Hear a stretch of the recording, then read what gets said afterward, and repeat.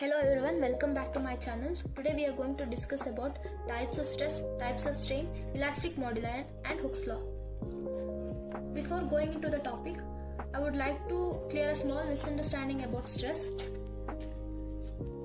If we consider an object and if I apply an external force capital F and small f is the internal restoring force developed due to capital F and A be the cross-sectional area, then stress is equals to small f by capital A, not capital F by A. Usually, the restoring force is equals to the applied force, hence we take small f is equals to capital F. But conceptually, stress is equals to small f by A. Now coming back to the topic types of stress, there are three types of stress. The first one is longitudinal stress. Stress arises along the length. Now if we consider this cylindrical object and if I apply force at its ends along its length, then the stress arising due to this type of force is called as longitudinal stress. There are two types of longitudinal stress. The first one is tensile stress, the second one is compressive stress. Tensile stress arises due to tensile force. The tensile force is the force due to which the body elongates. The second one is compressive stress. Compressive stress arises due to compressive force.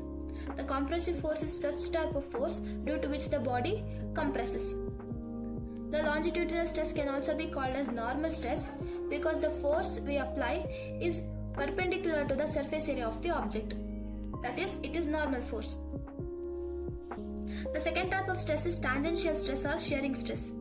If we consider this body which is fixed at one end and free at another end, if we apply a force F tangentially at free end, the body gets deformed in this manner.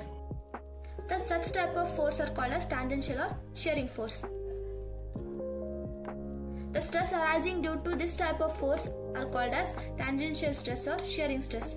That is, the restoring force per unit area developed due to applied tangential force is called as tangential stress. The third type of stress is volumetric stress or hydraulic stress. If we consider an object immersed in fluid, it experiences a force due to hydraulic pressure in the inverse direction. So, the internal restoring force is developed in the outward direction. Thus, the internal restoring force divided by surface area of the object is the volumetric stress or hydraulic stress. This hydraulic stress is equal to the hydraulic pressure in magnitude but opposite in direction. If we consider hydraulic pressure to be capital P, then we can consider hydraulic stress is equals to minus P. Types of strain. The first type of strain is longitudinal strain. Now if we consider this body for an example and if we apply a tensile force, then the body gets elongated. This elongation divided by original length is called as longitudinal strain. The second type of strain is tangential strain. If we consider an object fixed at one end and free at the other end and the height be small l, then if we apply a tangential force at the free end, the body gets deformed in this manner and the displacement of the free end will be delta x. Thus, strain is equals to delta x by small l, which is also equals to tan theta.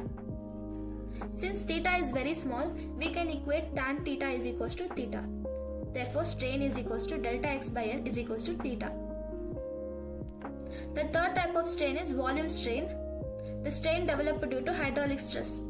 So, if we consider a body which is immersed in a fluid, it experiences hydraulic stress. Due to hydraulic stress, there is a net change in volume. So, this change in volume divided by original volume is the volume strain.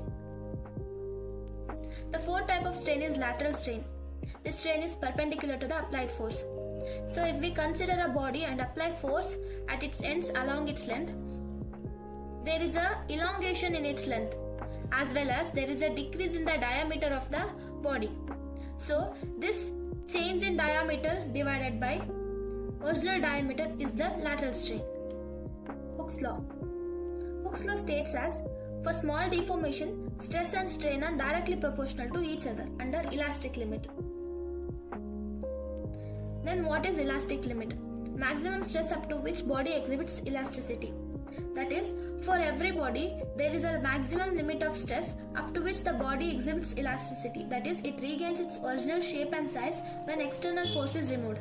This limit is called as elastic limit. Thus, stress and strain are directly proportional to each other under elastic limit. That is, stress is directly proportional to strain. If we remove the proportionality symbol, we get stress is equals to K into strain, where K is a constant. Therefore, K is equals to stress by strain. This K is called as the modulus of elasticity, about which we are going to study next. So as we have seen earlier, elastic modulus K is equals to stress upon strain. So there are three elastic moduli. The first is Young's modulus, which is denoted by capital Y. Young's modulus is the ratio of longitudinal stress to longitudinal strain.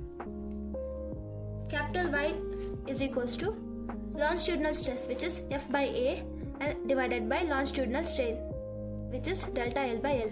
Therefore, Y is equals to FL by A delta L, and the unit of Young's modulus is Newton per meter square. The second is shear modulus, which is denoted by eta, which is equals to shearing stress by shearing strain. So eta is equals to shearing stress, which is F by A, divided by shearing strain, which is delta X by L, which is equals to FL by A delta X.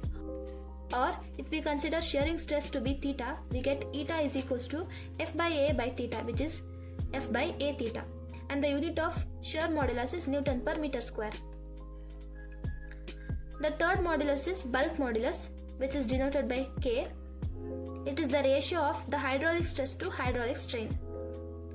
Therefore, K is equals to the hydraulic stress, which is minus P, divided by hydraulic strain, which is delta V by V, is equals to minus PV by delta V. And the unit of bulk modulus is Newton per meter square. Another important term is compressibility, which is denoted by beta, which is the reciprocal of bulk modulus. Therefore, beta is equals to 1 by K.